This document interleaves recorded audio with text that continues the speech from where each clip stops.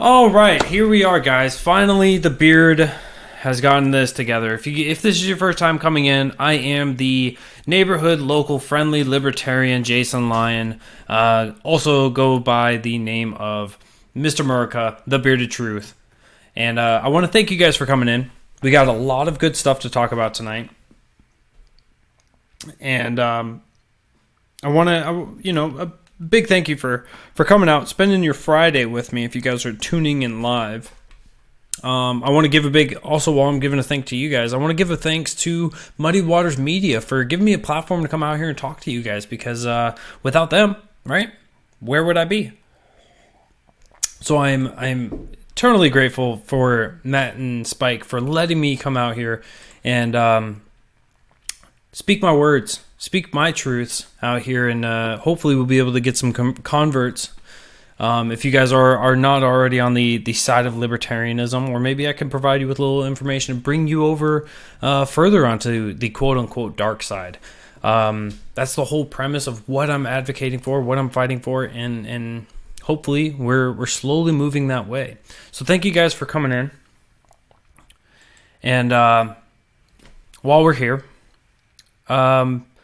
got a lot to talk about, and by a lot to talk about, I mean probably way too much to actually fit it into one singular hour. So tonight might be a jam-packed filled discussion, just going all over the place. We're going to be talking a little bit about HR-1, House Resolution 1, which House Democrats overwhelmingly reject the motion to condemn illegal immigration or illegal immigrant votings. So we got to talk about that. We're going to be talking about Jussie Smollett getting indicted on 16 felony charges. So we have to cover that hoax and that whole situation, right? This has been an ongoing story. This is something we've been talking about for a while. We got to talk about Alexandria Ocasio-Cortez. Now, when it comes to Alexandria Ocasio-Cortez, or AOC, there's been a lot of people that have a lot of vitriol towards her and want to hate her and think that she is the mastermind behind this all. And it's become clear to me through some sources, some information, and I'll put those in the show notes after, that she is merely a puppet. And it's something that once you actually hear the information, and we'll go through this later on in the show, it becomes abundantly clear. It becomes a vividly clear picture, and there's no other way to look at this other than the fact that she is a puppet. And what that means is there's something more to be feared than just one dolt, than just one person that is being controlled. So that's going to be a big story tonight. Let me see if I can... We're going to be talking about Tulsi Gabbard. So whenever we have any presidential candidates and they're in office, right? Tulsi Gabbard being from Hawaii, congressperson from Hawaii. My chat isn't up. All right, let me see if I can fix the chat real quick. Let me see if I can fix the chat real quick.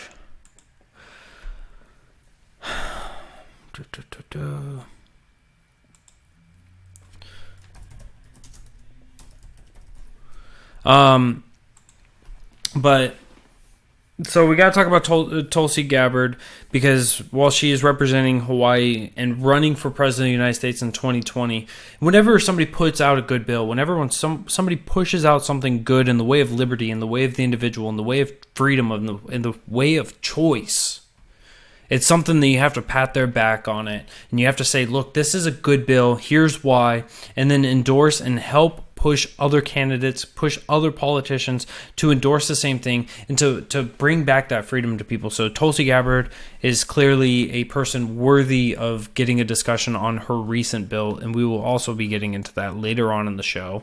Sorry, my notes just froze on the computer, so I got to pull it up on the phone.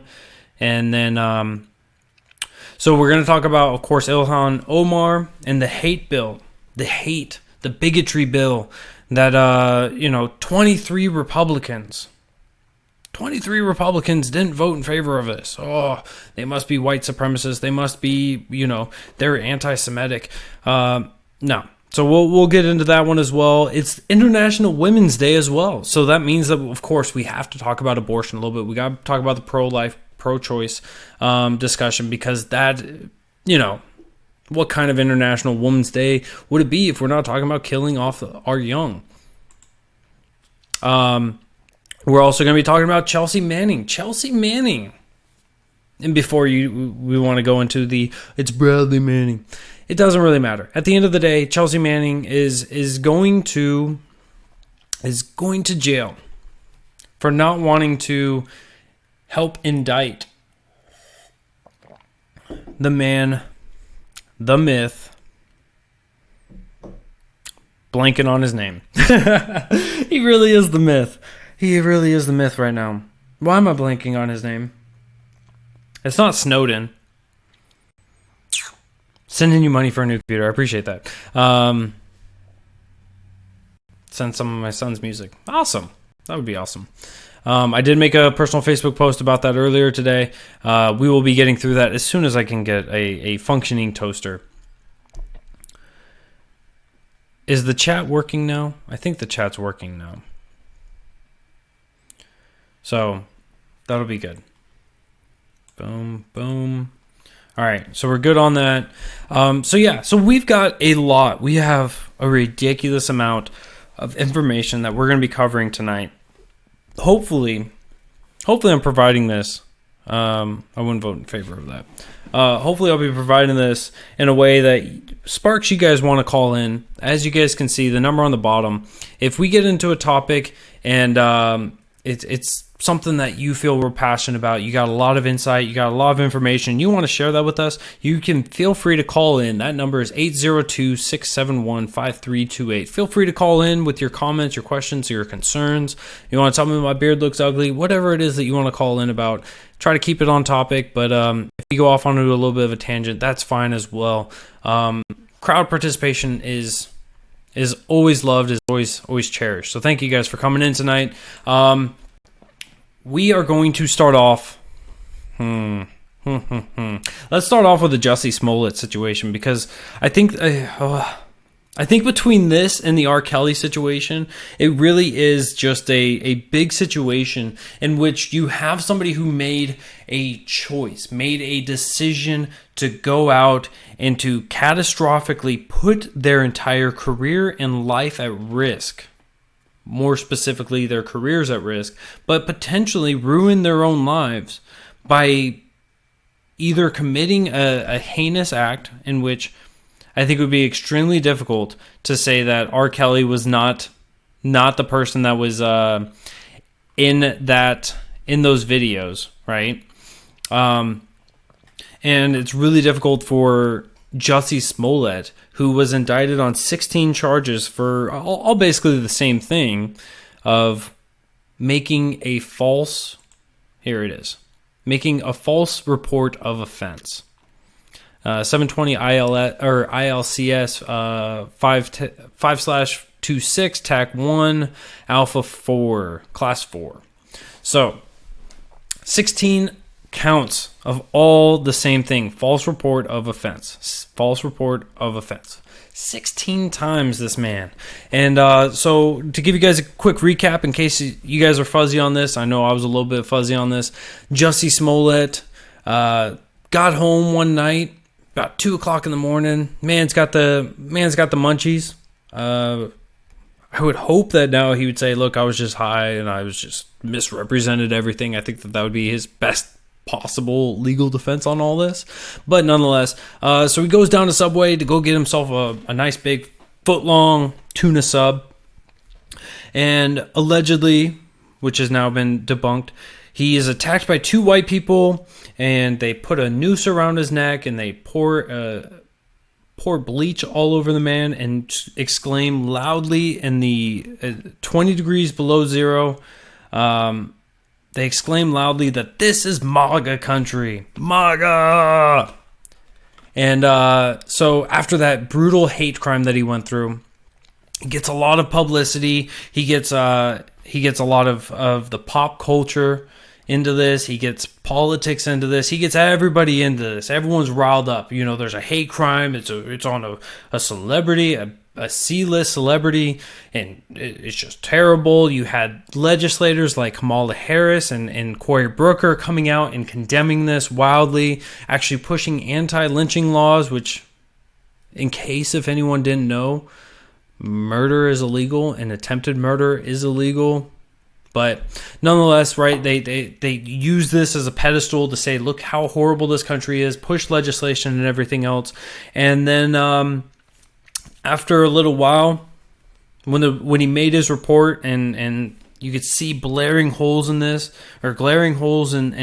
story, people started questioning it, people started digging into it. We then found out that he had paid 2 people that were somewhat close to him. One person was an extra on Empire, the other one was his fitness trainer.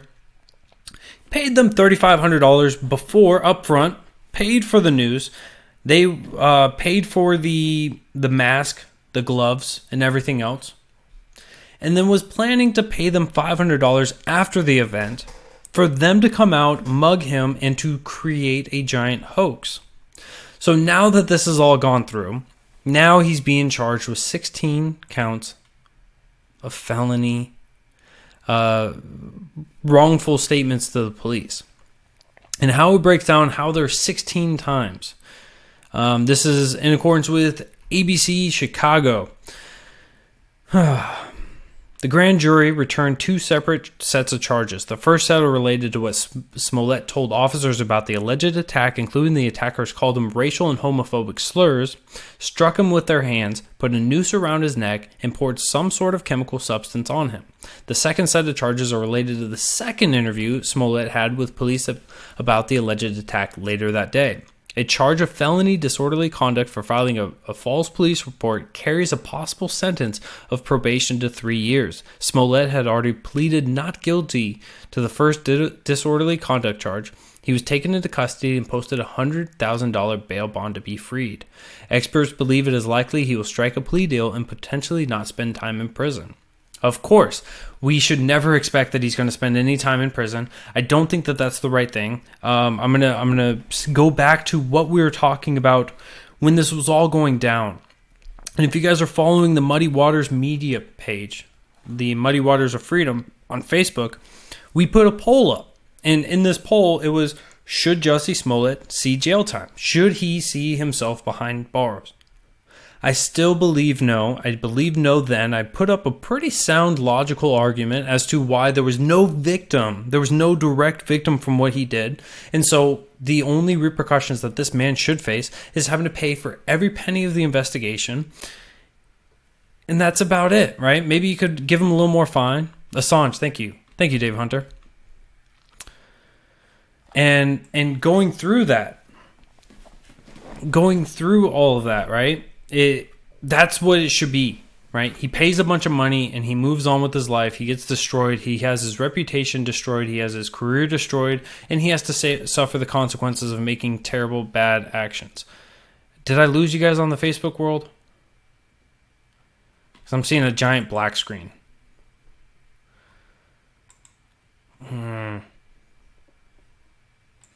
I can't really tell. But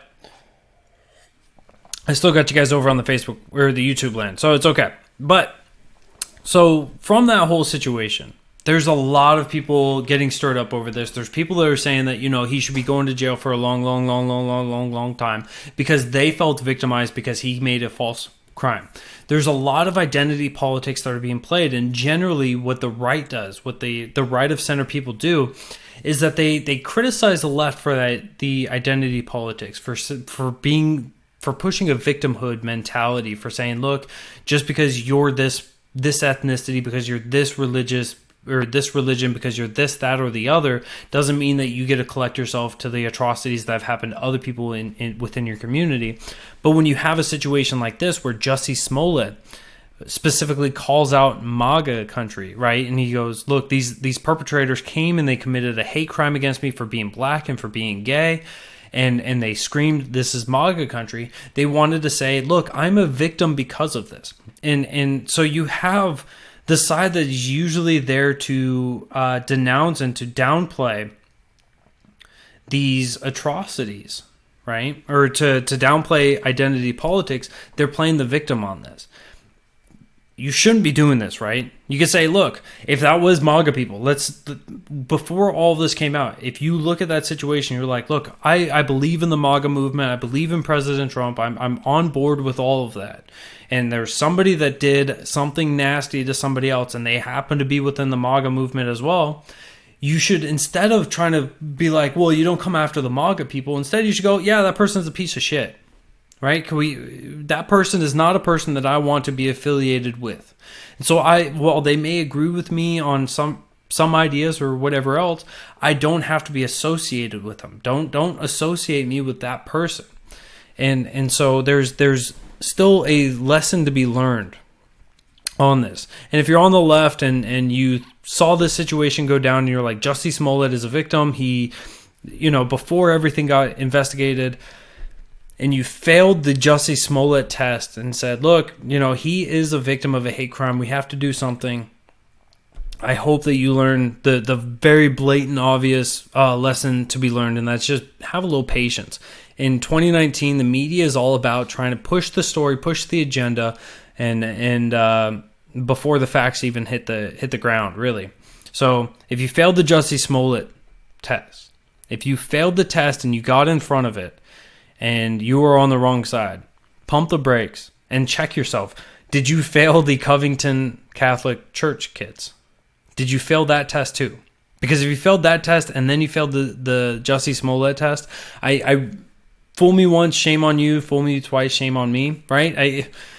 I don't know what you want for the third one. Right? Eventually, you're just not somebody that should be looked at in any serious way.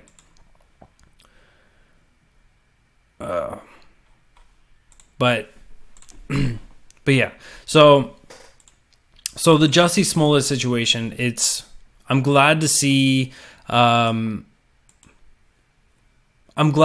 that we're getting through to the facts, and we're finally getting through that situation, because as despicable as a person as Jussie Smollett is for faking an attack against himself, I'm glad that we finally have that closure, and we know for sure, I wouldn't say for sure, but we know without any serious doubt that the man is obviously guilty of doing some pretty bad things. I want to move on from the bad stuff. I want to move over to Representative Tulsi Gabbard and Don Young. So they introduced a bipartisan legislation to end federal prohibition of marijuana.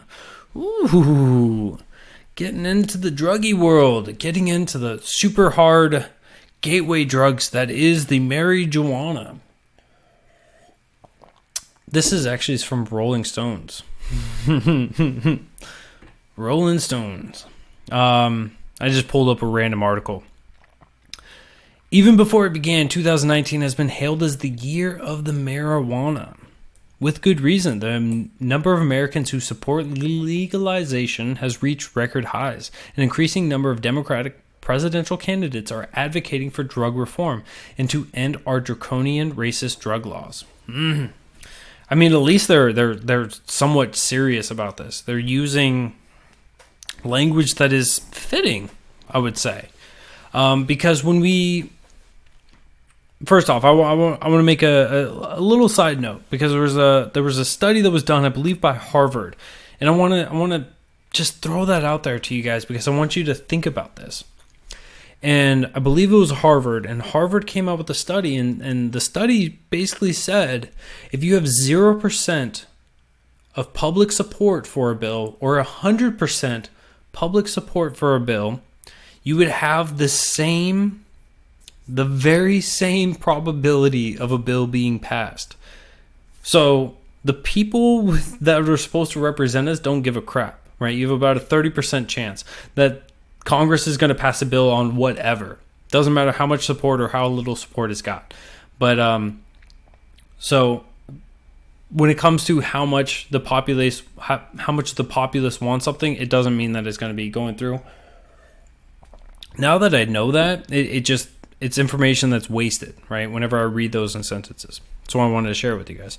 But when it comes to these racist drug laws, why are these racist? Why are these bad laws? And certainly we've covered these in previous shows. where the drug laws, right, throwing somebody in jail for not creating or without a victim to charge them with is a huge issue. And so when you have somebody going to jail for marijuana, you're not only destroying the life of whoever's going to jail for it, but you're also destroying the lives of their family members. So imagine if a male who's 26 years old, he's got 2 kids, he's got a wife, living a good life, uses cannabis for recreational or medicinal use, and gets thrown in jail for 10, 15, 20 years. During that time, right, that family has now lost a father, so they've lost the children have lost would be potentially a good, positive role model for the children. So that means that when they grow up, there's a higher probability of them being involved with drugs, with violence, with crime, with everything else. So there's an issue there. They've lost income coming into the house because now obviously you're not going to be making money while you're in the prison system, so you're affecting the family there. While this person is sitting in jail because of a victimless crime, they are also losing out on their own life. They're losing out on employment opportunities. So even when they get out, the opportunities for them to get into a legal business, to be able to make money and to have a thriving career after that is severely diminished. So how they're racist is, let's get into that, because there is a perception out there that more people are being picked out for being black, and that's why they're getting drug charges. And there may be some merit to that question, or to that charge, to that allegation. But then there's also things like looking at all drug charges. So crack cocaine, right, in the powder form, actually holds the same weight as does meth. So there's a lot of misconceptions when it comes to how these drug laws are racist or how they're unequally applied. But when we get down into the roots and into the weeds of these things, there is some racism that is utilized. There is some racism by the police force and by the law enforcement officers. Just looking at the statistics of it, so there is some there, right? Everyone should be able to agree that there is some there. Is it nearly as bad as what some people advocate for? I'm not sold on that yet, but there's seriously an issue there.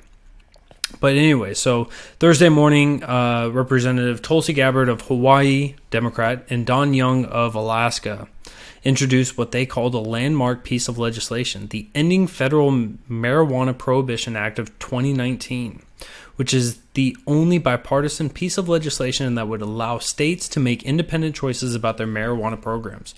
So with this, this would not just suddenly make marijuana legal for all states. What this would do is actually effectively put it back to the 10th Amendment, because there is nowhere in the Constitution that is enumerated for federal government to have the authority to be able to govern over what the individuals in states are allowed to put into their body, what they're allowed to consume. And so it would push it back to the states and allow the states to be able to set the laws if they would like to. So we already have states like California, Alaska, Hawaii, Colorado, etc., where they've legalized it in their own state, but the federal government would still have that avenue to come in and to criminalize people and to terrorize people and to search people's homes. And so this bill would remove that, to where states now have the authority to decide on if marijuana should be legal in their state or if it should not. And I think that that's a beautiful move that needs to be supported by people on both sides, right? As a libertarian, as somebody who believes in not being able to govern others on what they put into their body or what they're not allowed to put in their bodies. This is obviously a clear-cut case where it is a move towards freedom, right? I don't have to like people who smoke marijuana all the time. I don't have to like people who sit on their couch and eat Cheetos all day and eat ice cream by scooping the Cheetos into it and laughing at comedies. I don't have to be one of those people for me to say, look, if you want to do that, you do that. You do you, boo-boo, and I'll do me. And so it's not about your personal choice. It's about allowing others to have their personal choice. And so I'm really, really thankful that that's becoming a bigger movement, was to rescind the federal government's authority that they delegated to themselves over this matter. I would like to see them do that on all drugs, but getting to the radical stages of freedom, the dangerous freedoms in this country doesn't seem, it seems too far off to be acceptable. So I want to transition from the good news. So we went bad to good. Let's go to the terrifying. Let's go over to the terrifying. So Alexandria Ocasio-Cortez. Alexandria Ocasio-Cortez is a terrifying individual. Why is she a terrifying individual? Because she is nothing but a puppet. She is nothing but a puppet. If you look at the way that she speaks and the way that she has her discussions, you can see when they're on point, they're statistically sound, they're exactly what she says is less important and being semantically and factually correct. You can see when she is semantically and factually correct, and then you can see other times where she has no idea at all about civics. She has no idea at all how Congress works, about how the presidency works, or any of that stuff, right? If we just go back a couple weeks, I think that we can all remember when she said, look, I'm going to get inaugurated into Congress, and the next day we're going to be signing bills into law, right? How do you go from that to sitting on a panel and being able to ask people about how to be as shady of a criminal as possible to become a member of Congress, or even easier to become the president of the United States? There's a clear disconnect between those, and it was finally uncovered. And I have to give a big thanks to the Forgotten Man for dropping this little bit of a tidbit for me. And I will see if the computer wants to cooperate, and I will pull up exactly who it is and drop it into the chat for you guys. So that way, after the show, you guys are more than welcome to go check out this guy. His name is Mr. Reagan. He's on YouTube. He breaks it down so magnificently. And he makes sure that every step, every I is dotted, T is crossed on this, and he really shows how the different players have been moved, how they've been manipulated, and the chief of staff of Alexandria Ocasio-Cortez has been the mastermind behind all of this. He's been the guy that I got a phone call. Hold on. What? Oh, if you just called, give me another call back. Apologize for that. But he does a really good job of breaking all this stuff down and making sure that everyone can understand just of how dangerous this is. And her chief of staff comes out, and he was the mastermind behind what's called democratic justice, I think it was. And with that move,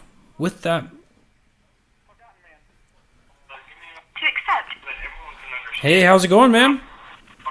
Good, how we doing? I'm doing well. Thanks for calling in. This is the Forgotten Man, for those of you who are unaware. Forgotten Man is the man who dropped this source, and so we will get this shared out and brought in. Welcome in Shane Sweeney as well.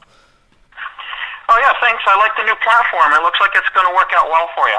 Oh, hopefully the toaster starts running a little bit better for me as well. Well, we're going to have to work on the toaster. We're going to have to at least upgrade you to a panini press or something. Yeah, absolutely. So what's on your mind, man? I wanted to talk a little bit about Mr. Reagan and this, the topic that he came out with Ocasio-Cortez being a puppet.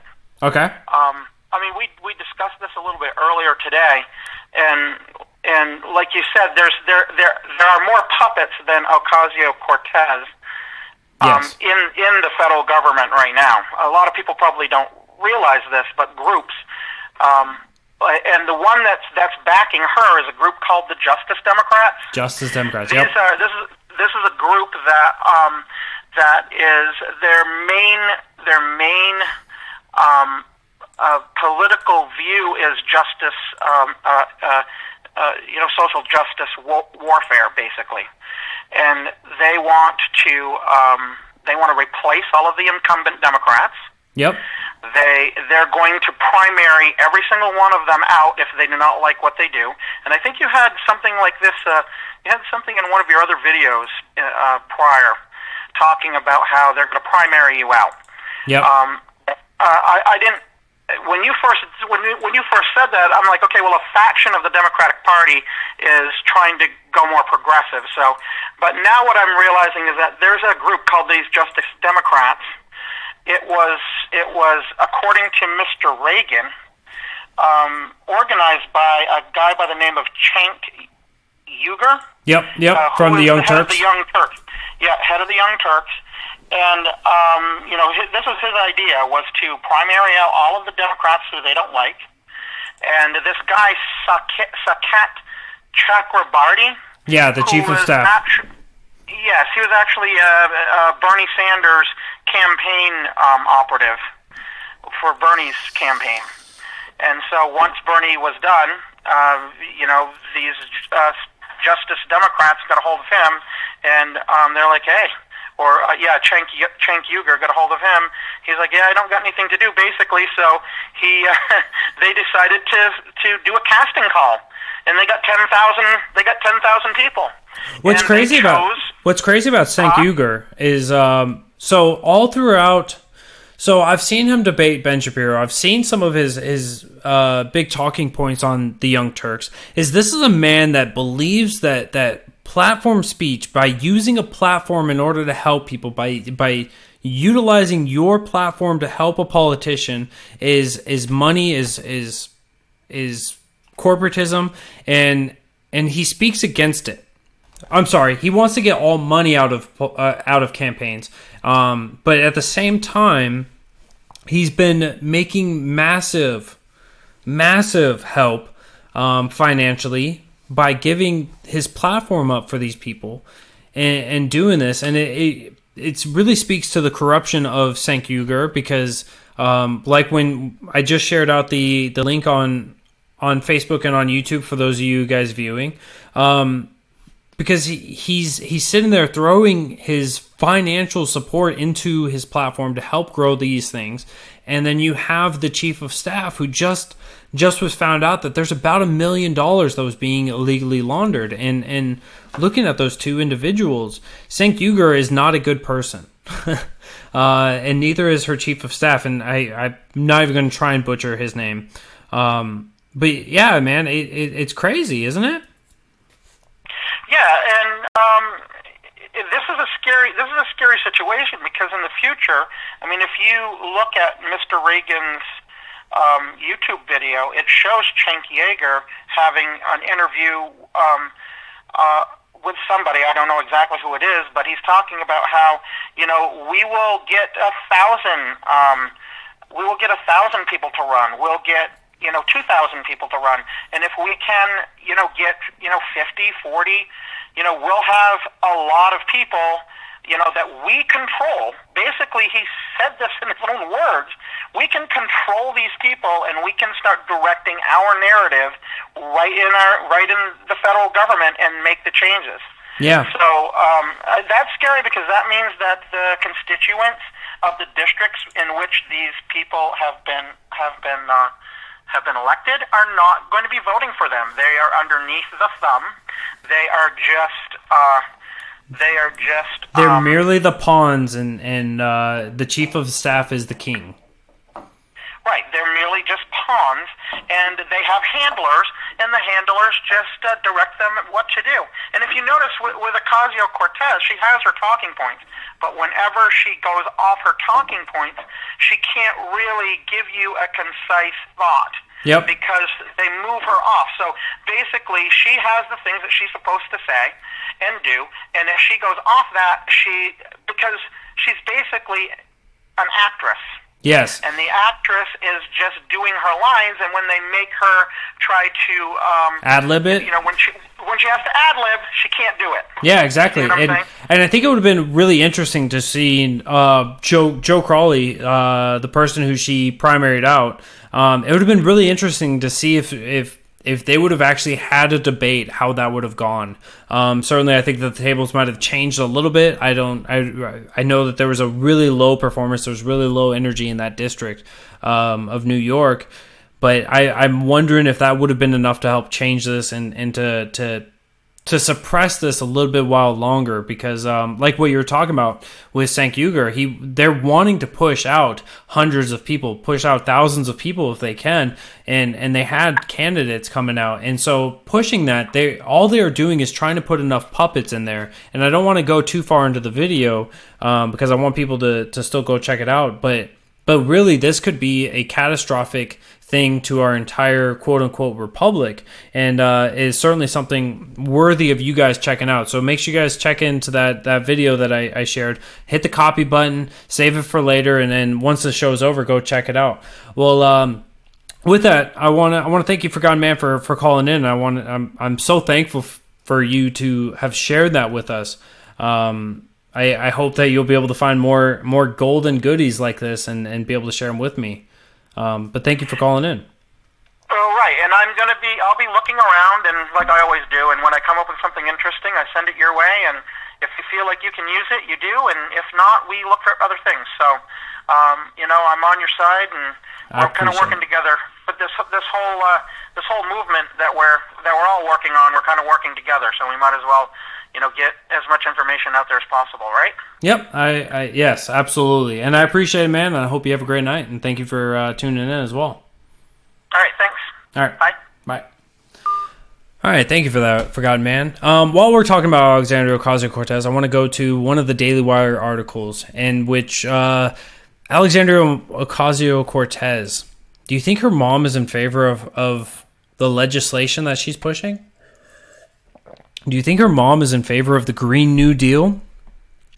Judging by the fact that she moved from the state of New York and moved to Florida, right? The state where Cuomo, the governor, said that Florida is stealing our people. They're stealing our people because the taxes that we have here in New York are much too high. And because of that, people are fleeing to to cheaper states, to states that are not taxing nearly as heavily.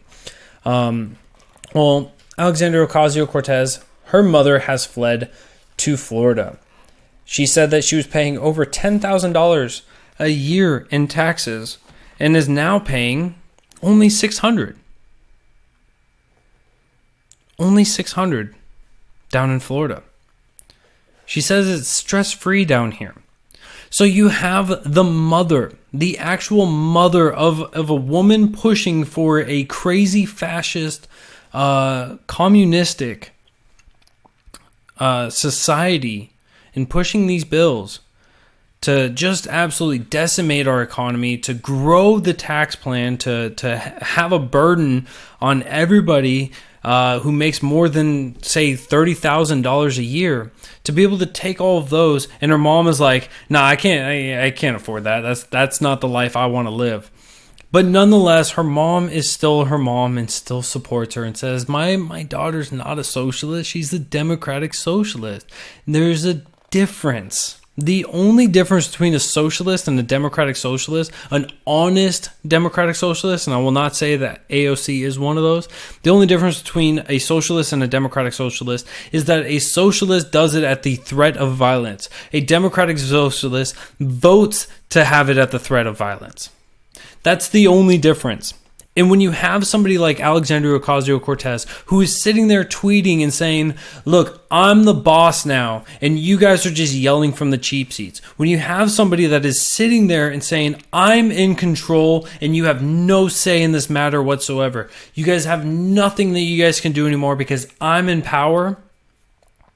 This is the time in which Americans need to wake up, right? If you are an actual, no joke, anarchist, libertarian, and you are completely against the state, sitting idly by and watching your shirt be ripped off of your back, the pants ripped off from your legs, and your shoes taken away from you, at least you could do is step up and at least vote for a libertarian and at least vote to shrink the government in some capacity.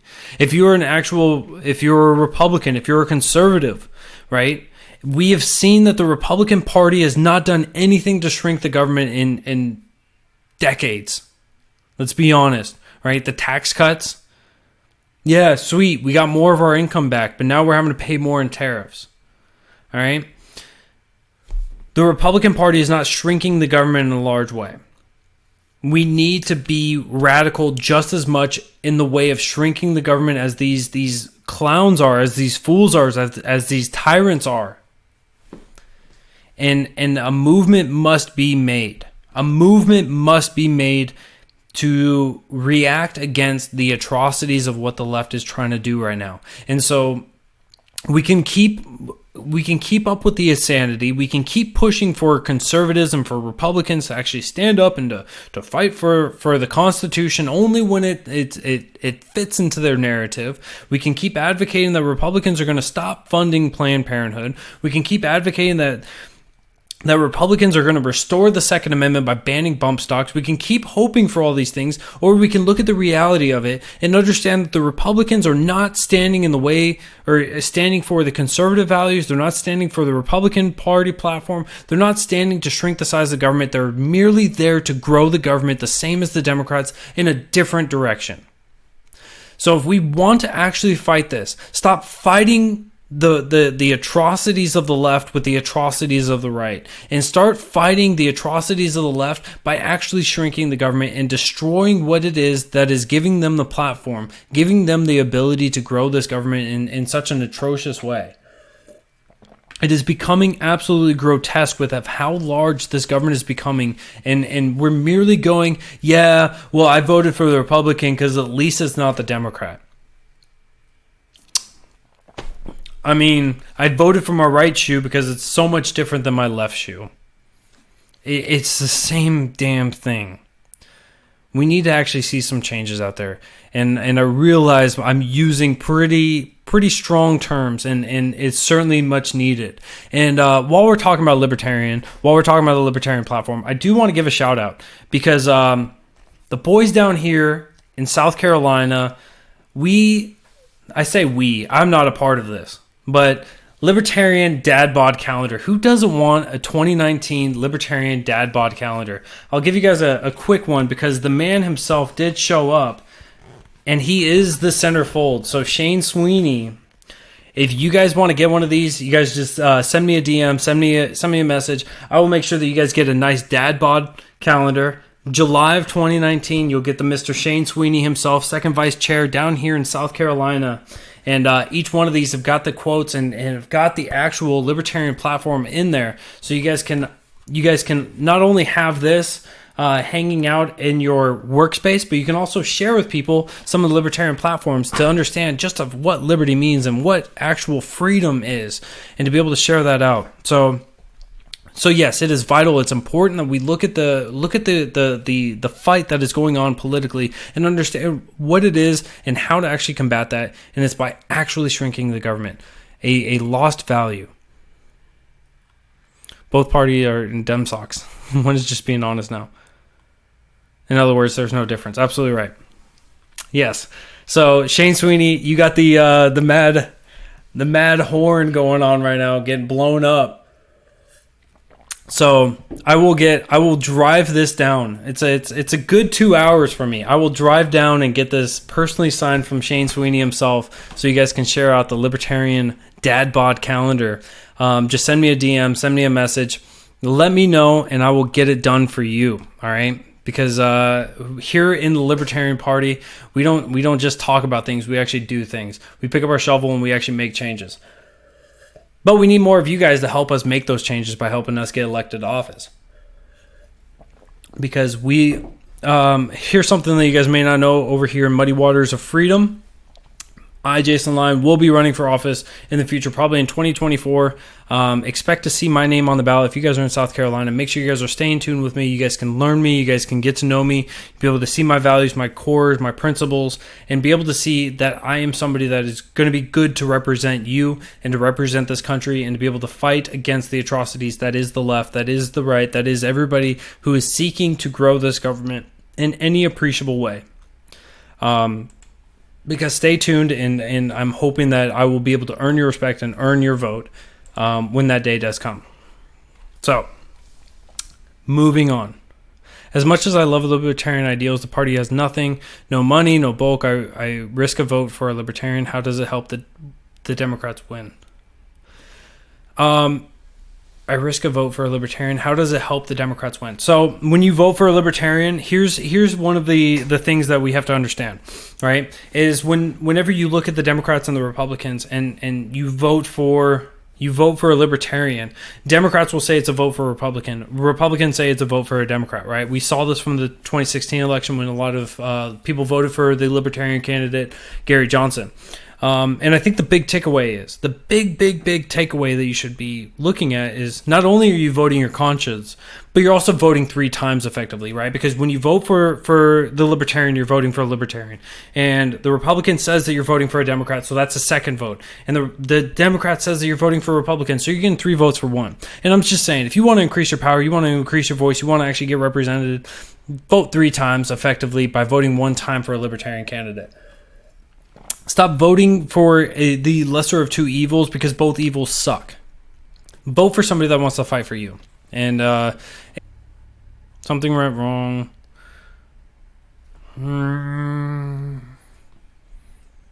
All right, you guys still there? I hope I just lost Facebook for a second. I hope you guys are coming back. I hope we're gonna be able to get through that. But I'm getting censored again. For those of you guys who have been following me for the last 2 years or so, the reason why I left Facebook platform, the reason why was because I would start a video, and actually I had Shane Sweeney himself on for one of these shows, and we're just going along, we're strumming along, we're going fine, and then the stream would just kick out. And so it looks as if the Kuckerberg is following me here. So hopefully that curse is over and we're done and through with that. I do want to get into Bloomberg, nah. New Yorker, nah. Roll call, nah. All right. I do want to get into this HR-1 bill a little bit. So I'm going to read Fox News. I'm not a huge fan of Fox News. I'm not endorsing Fox News. I've just got a lot of articles up covering this, but I want to read a couple of these to you guys so you guys can get a good depiction of what this is. Nearly every House Democrat on Friday opposed a measure condemning voting in the U.S. elections done by illegal immigrants as part of a sweeping election reform bill. Now, the GOP-backed measure would have added language to the HR-1 election proposal stating that allowing illegal immigrants the right to vote devalues the franchise and diminishes the voting power of the United States citizen. I think that intellectually that is a completely honest situation, right? When you allow for more people to vote, when you allow for that, you're flooding out, you're removing a little bit of power of anyone, right? So if I've got 10 pounds of something and I add a pound of something else, right, now it is proportionally less. So they're just trying to stick that in there. And so nearly every Democrat on Friday opposed this. And you could say, yeah, Democrats are in favor of legal immigration. They've been in favor of illegal immigration. They know that they're not doing this on a principle stance. They're not saying, look, borders are immoral because it's just an imaginary line in the sand. They're not saying, look, we care about the sovereignty of this country, but, putting up a barrier is bad because it just creates a bad situation, or, actually utilizing going through the entire libertarian process and saying, look, we can get rid of the welfare state, we can get rid of the war on drugs, we can get rid of a lot of our foreign intervention, and then there's no necessity for somebody who has bad intentions to come into this country, and so therefore there's no necessity for a border. No, they're just doing this because they know that there's a large voter base within the illegal immigration that is occurring in this country. And so if they're able to grab from that, then there's no way that they can lose. And certainly when you look at the demographics between the Republicans and the Democrats, when you look at that, President Trump is actually doing amazing when it comes to the black demographic across this country. And that has been what's allowed for the Democrats to be able to compete against the Republicans. And because President Trump has been able to pull, he's been polling pretty high. And I'm going to say these numbers, and you guys are going to say that's not high at all. But he's been getting about 23 to 25% approval rating from the black demographic. Whoa, it's only a quarter, bro. Like, slow down. When you look at President Trump during the 2016 election and the landslide victory that he had with the Electoral College, he was in the single digits. He was in 8, 9, 7%. He was floating around in that area. So high single digits. Now he's tripled that. He has tripled that. And so this means that he has a major part in this. And so when you look at this HR-1 bill, there is a reason why these votes have been flipped, because not 6 months ago, not even 6 months ago, they had a very similar bill. They had a very similar situation in which every Democrat had voted against this idea. Why would that be?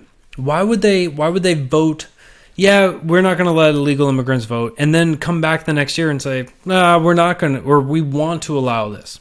Of course. We had the midterms last year. They wanted to make sure that they took a somewhat of a stand, and they said, look, we're not in favor of this. But now that they're so far out, they expect the American populace to be so dumb, to be so misguided, to be so forgetful, that now in March of 2019 that you'll forget it by 2020. And the sad thing is that they're probably right.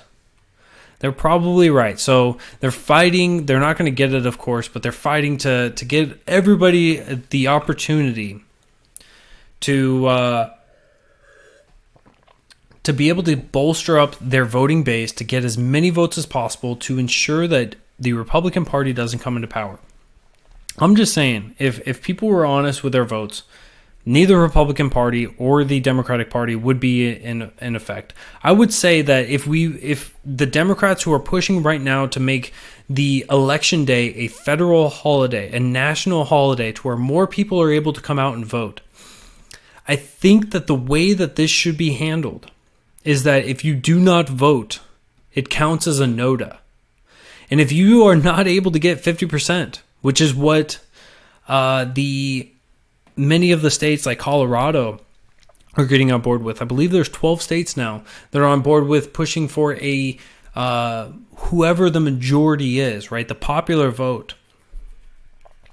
If they actually push that in, then everybody who does not vote is now voting NOTA. And if NOTA wins, then we shut down the government until we can actually put up somebody good that's going to represent enough people, and we don't have to worry about a damn thing. Because if we're going to work around the system, if we're going to work around the Electoral College in the way that they're doing, then let's just handle it to its fullest extent, and let's stop putting up terrible, horrible, atrocious people.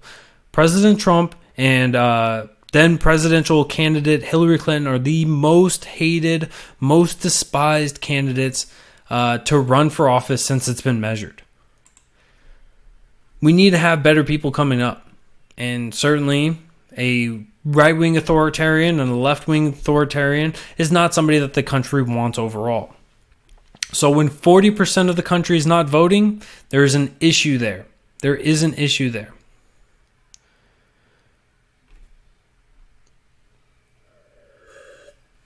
How to get the masses on board. That's going to be the big interesting portion. That's something that we're working with down here in South Carolina, where we're working within the party to try to figure out ways that we can have more outreach to get people fired up, to get people excited, to get people out there to actually vote, and to make a big fundamental change as to the politics in our country, right? Because here's a basic, naked, ugly truth of what politics is. Politics is nerdy as all get out. right? It takes actually wanting to go out and research this stuff and understand this stuff, and to understand the philosophical side of things and the logical side of things, and to understand the history, to understand how things work, and to understand not just your own viewpoints, but the viewpoints of others, and to be able to make these and take these and make them a better thing. It's a really nerdy thing. And simply, people don't have time for that. So you have to be able to get people on board with you by giving them basically a Post-it card. Now, how do you get people to take your postcard and say, I agree with 70%, I agree with 60%, I agree with 90% of that? How do you get that? That's a huge tasking. And when somebody says, I don't vote at all because I'm not interested in it, it's even more difficult to get them excited to even see the postcard. So there is a huge issue there. It is something that your guys' ideas are always more than welcome. Send them my way. Let's help me out. Help me get this through, because it is so needed. It is so needed. All right. Moving on. I realize we're already, an hour in? We're good. I want to talk a little bit about International Women's Day. So if you guys remember, we had, Women's Day a while ago, or some form of another Women's Day. Now we're having International Women's Day because international is different than just in the country. And so I wanted to bring up a pro-life, pro-choice argument, because I don't waste holidays. I do not try to waste the holidays. And so certainly I wanted to bring up some things that I've seen some really big issues on. And certainly, right, I'm not saying that this is a libertarian platform, because as what most libertarians know, in accordance with the Libertarian Party, David Nolan, the 5 Essentials, this is not one of those, and this is going to be an ongoing debate for the rest of ever, of course, pro-life versus pro-choice. But I've been seeing a lot of fundamental issues with people, and I want to make this clear, right? Because I was in one of those heated Twitter battles with the anonymous trolls. Whenever you have the idea that it is all about the bodily autonomy of somebody to be able to choose to abort a child, you also have to explain why it is that the state should be able to compel or punish somebody for neglecting their child after it's born, right? Because if you can't compel them to have a child because they have their own autonomy, FBL.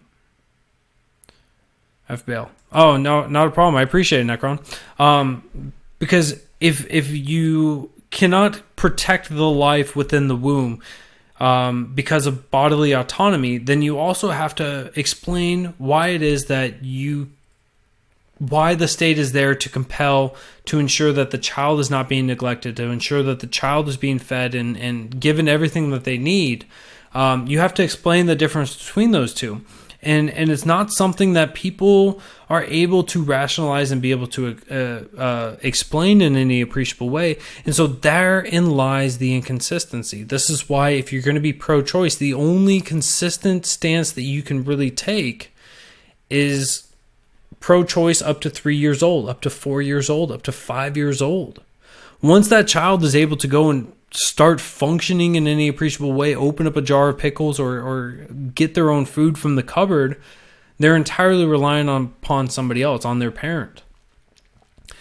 And so I'm all in favor of you being in favor of pro-choice for one reason or another, but I just don't use the bodily autonomy thing. Don't use that, because it just doesn't, you can't be consistent on that, right? And certainly, right, I've got the phone line open. If you guys want to call in, you guys want to debate that or bring that up, feel free. 802-671-5328. The phone number is up there. And that topic will be fresh and ready to go whenever you guys want to call in on that. It is one of my favorite discussions to talk about, and I'm not here to make people look like fools. I'm not here to attack people or anything else. So feel free to call in on that. I want to also talk about the Chelsea Manning situation. And certainly this is not a Bradley Manning, Chelsea it's Bradley Manning, not Chelsea Manning thing. I don't really care about the name. The name is insignificant in the grand scheme of things because by governmental standards, she did get her name changed. So Chelsea Manning is now going back to jail. And I probably should have had this article pulled up before I started talking about it. But Chelsea Manning is going to jail and basically is saying, I'm not going to talk about Julian Assange. I'm not going to talk about Julian Assange. I'm not going to talk about WikiLeaks. I'm not going to put somebody else at risk. I'm not going to testify before a grand jury about WikiLeaks. Now, if you guys remember way back when President Obama was still in office, Chelsea Manning, then Bradley Manning, was charged for releasing government information, i.e. military intel, that showed some damning information about what the military was doing, showing some brutality and some not so good information, and went to jail. So she, in 2010, she sparked worldwide controversy over transparency in the military and whistleblower protections. She was taken into custody at a federal court this Friday after a federal judge found her in contempt of court for refusing to answer questions before a secret grand jury. This is from MSN.com. In late January, Manning was subpoenaed to testify before a federal grand jury in a sealed case out of D.C. court in the Eastern District of Virginia, the same district in which government recently inadvertently revealed the existence of a sealed indictment against WikiLeaks publisher Julian Assange. So I think that they're tying the two together, and they're trying to get as much information on Julian Assange before they try to get him extradited here to America. As far as we know, Julian Assange is still sitting in an asylum and sitting in the embassy.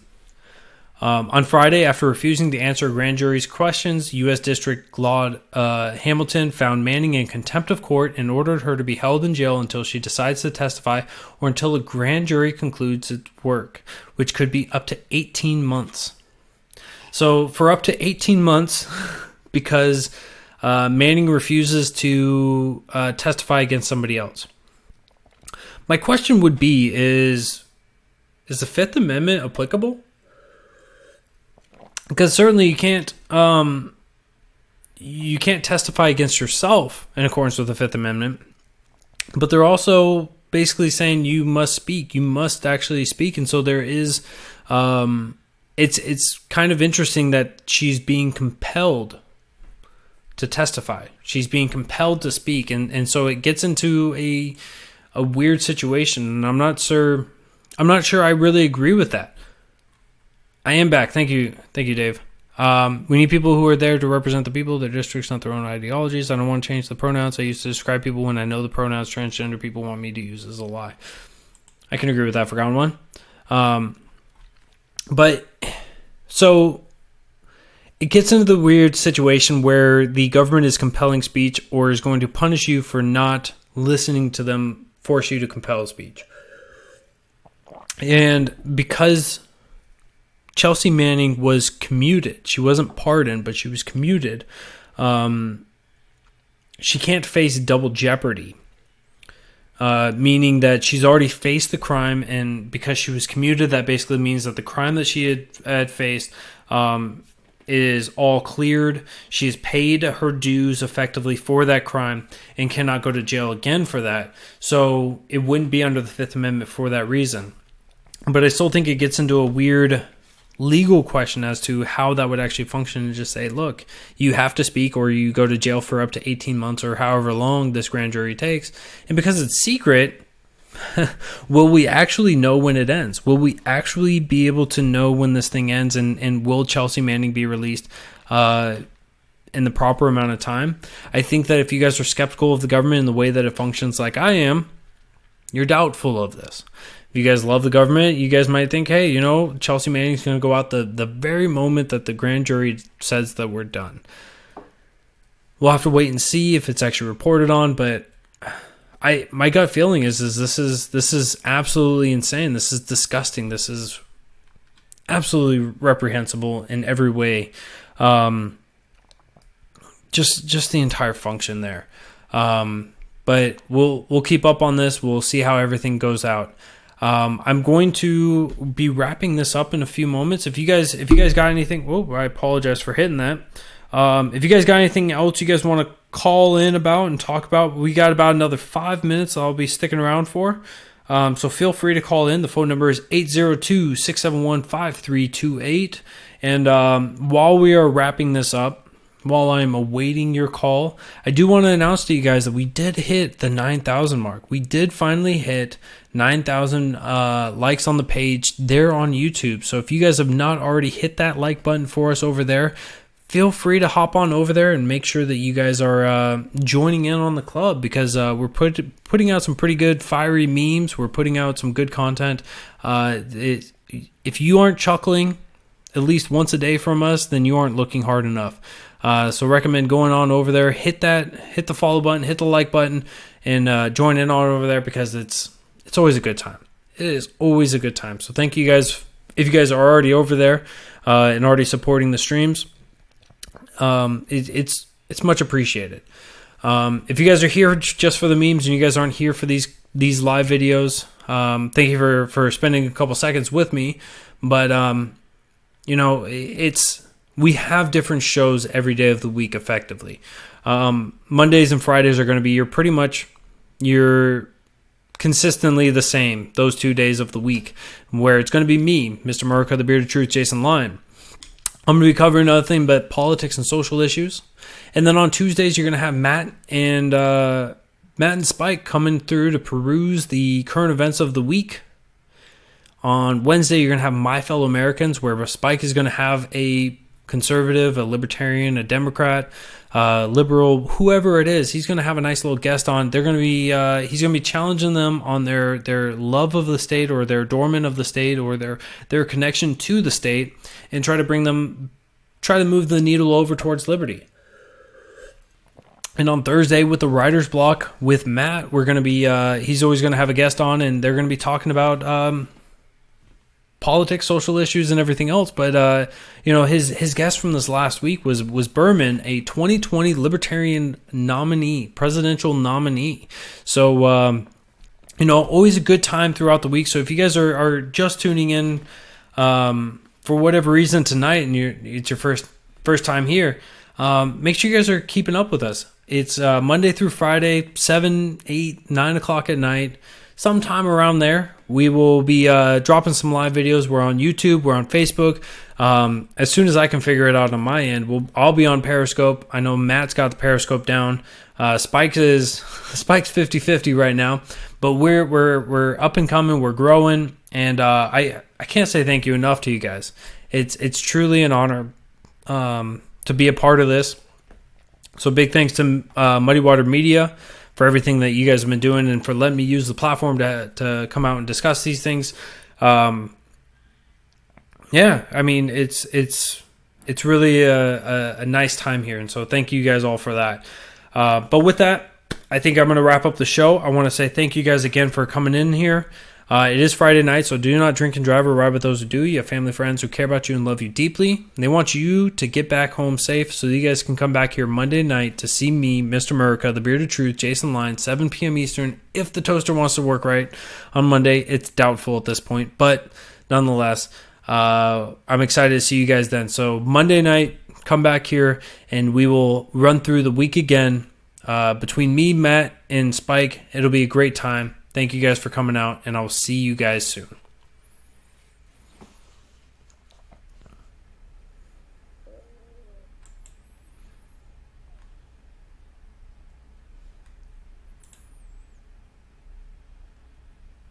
It's that awkward moment when I'm waiting to make sure that you guys get the very end of the clip before I turn it off. All right. All right, you guys have a good night, and I'll see you guys on... enjoy your weekend, and I'll see you guys on Monday.